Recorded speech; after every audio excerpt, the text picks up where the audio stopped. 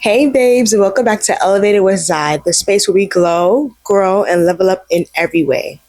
If you're new here, hey, I'm Zai, and trust me, you're right on time. So today's video is super important to me because we're officially starting my PCOS series. Now, this is something I always wanted to talk about, so if you ever wonder what PCOS is, wondered if you have it, or just want to know some information on it, this video is just right for you. I'm going to walk you guys through what PCOS actually is, share my personal story, my symptoms, and how I got diagnosed, and what I'm doing to move forward with it. So get comfortable because we're going to have a long talk. PCOS stands for Polycystic Ovary Syndrome. It's a hormonal imbalance that affects how the ovaries work. And no, it doesn't always mean you have cysts on your ovaries, even though the name makes it seem like that. It affects 1 in every 10 women, and many don't even know that they have it.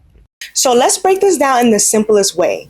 PCOS is a hormonal imbalance. Specifically, people with PCOS tend to have higher levels of something called androgens. These are often called male hormones, but here's the thing. All women naturally have a small amount of them. With PCOS though, those levels are elevated, and that just throws everything off. When your androgen levels are too high, your body reacts in a bunch of different ways. And this is why PCOS symptoms can look so different for each person. For some people, it's the irregular or missed periods, and for others, it shows up as acne, weight gain, or even excessive facial hair.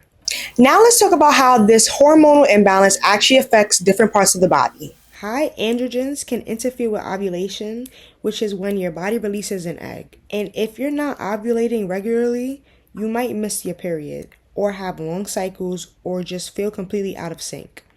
It's also why PCOS can lead to fertility challenges. Personally, there were months where I just didn't get my monthly at all, and I thought that this was normal until I learned otherwise. PCOS also affects how your body processes insulin, which can lead to something called insulin resistance. Basically, your body doesn't respond to insulin the way it should, and that can lead to weight gain, especially around the stomach. This is one of the reasons why losing weight with PCOS is so hard. It's not just about willpower or diet, it's about your hormones working against you. And trust me, I know firsthand how discouraging that can be. You feel like you're doing everything right, but the scale just doesn't move. Then there's the skin and hair situation. The extra androgens can trigger acne, especially around the jawline and chin. And while you're getting hair in places you don't want, like your face or stomach, you might also be losing hair on your scalp. Like, make it make sense. That combination of hair growth and hair loss can really mess with your confidence. I remember sitting and thinking like, why does my face look like I'm back in my teenage years? And of course, fertility is another huge part of the PCOS conversation. Not everyone with PCOS is infertile. That's a myth. But it can make it harder to conceive because of those irregular ovulation patterns. This part can especially be emotional for people trying to plan for the future, and I want to make space for that conversation later on in my series. Now here's the thing. PCOS isn't curable. There's no pill that just makes it disappear, but it is manageable. With the right approach, whether that's through lifestyle changes, medication, or both, you can get your symptoms under control and start feeling like yourself again. It's a journey, not a quick fix. And honestly, that's why I wanted to start this series, because once I realized I wasn't alone in this, everything changed. It felt less scary. So whether you're newly diagnosed or still trying to figure things out, I hope this makes you feel less alone too. Okay, so now let's talk about my journey with PCOS. This is where I realized things were kind of off. It all really started when I got to college. During my high school days, my periods were really bad. I mean, bad to the point where I can't get out of bed, I'm vomiting, my cramps have me crying, and I just can't eat. But back in high school, of course, I could afford to miss a couple of days of school. But for college, that just wasn't going to slide. You guys know how college get. You miss 1 day of class and you had an exam, 3 homework assignments due, and I just couldn't afford to take that risk. So I went to the doctor and they suggested that I got on birth control. And at first, the birth control pills did actually help. It took my period from 8 days down to 4 days. The cramps were still there, but they wasn't as intense. And for my nausea level, it did come down a bit. But here's the thing, that birth control made me feel terrible. My body was not agreeing with it, neither was my mind. Plus, on top of my family history with cancer, my doctor did let me know that the birth control that I was on was increasing my chances of developing cancer by 75%. So that was a hard no for me, and immediately I got off of it. Then comes in the freshman 15. If you guys don't know what the freshman 15 is, it's either when you go to college, you either gain 15 pounds or you lose 15 pounds. In my case, because I was on birth control, I ended up gaining 25 pounds. And it wasn't even like I was eating crazy, so I was just so confused on where this extra weight came from. My clothes didn't fit, my energy was so low, and everything was just happening so fast. At the same time, my hair started thinning. My hair used to be full and thick, and then I started noticing how my hair was breaking off on the ends. I was losing volume within my hair. I was even seeing patches on the top of me losing hair, and I just wasn't feeling it. That's when I knew enough was enough. So after my freshman year was up, I made a decision to go back to the doctor, but I tried a new doctor. I just wanted answers to what was going on with myself. And to be honest, I really just wanted to be tested for PCOS. Because by that point, I had done my research and I was already getting a feeling of what this possibly was. When I went to the doctor, they ran a few tests on me. First, I had to get blood work done to check my hormone levels. And they was checking my testosterone levels as well as my insulin levels, things like that. Then I had to get an ultrasound done to check my ovaries. I'm not gonna lie to you guys, that part was so weird because I swore the only time you get an ultrasound was if you was pregnant. And I was just like, why do I need an ultrasound and I'm not pregnant?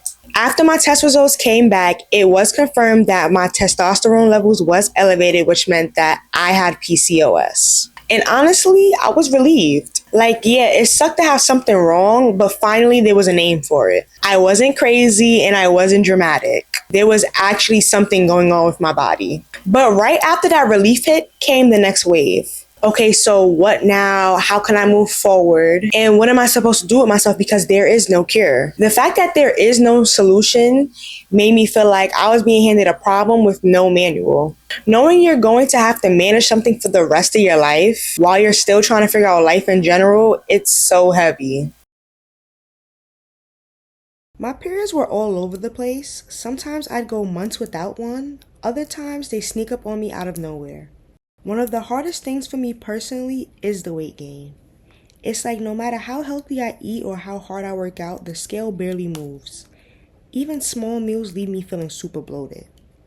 I used to break out like crazy. I tried the most expensive products, but ironically, the ones that actually helped were affordable and simple. Drugstore brands saved my skin. I noticed my hair was thinning at the top, but then random thick hair started growing in places I didn't ask for, like my chin and jawline. It really messes with your confidence, like for real. Mentally, it's been a roller coaster. My anxiety would spike out of nowhere, and I have days where I just felt off for no reason. I'd get overwhelmed fast, even for small things. I'd wake up tired like I didn't even sleep. The brain fog is real too. I'd forget what I was saying mid-sentence or just feel slow mentally. Some days, I'd feel super hungry all of a sudden, shaky and lightheaded. And then the cravings, intense, especially for carbs and sweets. PCOS symptoms can feel invisible to others, but they impact every part of your day. Physically, mentally, emotionally. And the hardest part, most people wouldn't even know unless you told them. Right now, I'm just taking it one day at a time. Some days are easier than others, but I'm still choosing to be consistent, not perfect. I was working with a doctor earlier in my journey, and they gave me a full meal prep layout, which included breakfast, lunch, and dinner ideas. It really helped me understand how to fuel my body. Lately, I've started intermittent fasting, which means that I'm not rushing to eat first thing in the morning, and I avoid eating right before bed. That's been helping a bit with bloating and energy. Stress is still a work in progress. Life be lifing, and I'm only 22, so of course stress shows up, but I'm learning to set better boundaries and protect my peace when I can. My work schedule is busy, so I don't always have the time to work out during the week, but every Saturday and Sunday I commit to an hour and a half to 2 hour workout because that's my time to reset. I'm still doing research when it comes to supplements. I've seen a lot of people recommend vitamin D3, zinc, and women's multivitamins for hormone balance. I also heard that spearmint and green tea can help with bloating, so that's on my list to try as well.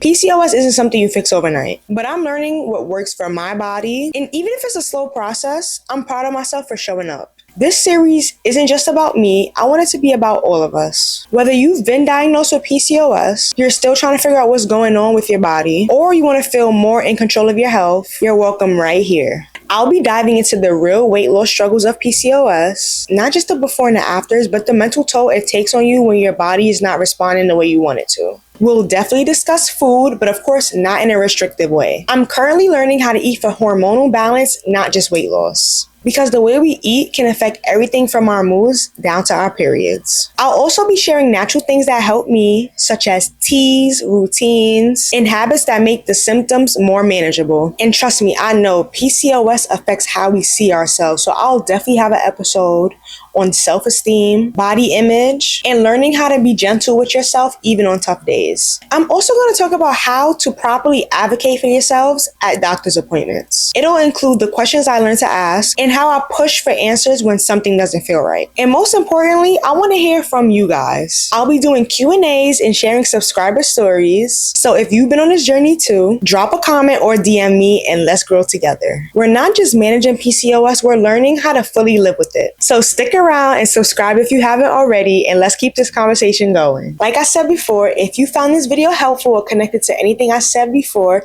drop a like and a comment down below, and make sure you subscribe to the channel. I'll be posting more PCOS content real soon, so look out for that one. Matter of fact, I think you guys should turn on my post notifications so you guys can make sure you don't miss the next PCOS video. Thanks for spending this time with me and letting me share my story. I'm rooting for all of us. All right, babe, so as I said before, keep your standards high and your vibes even higher. Don't just dream it, elevate it, okay? You are made to shine and level up, so don't forget it. And I will catch you guys in the next video. Bye.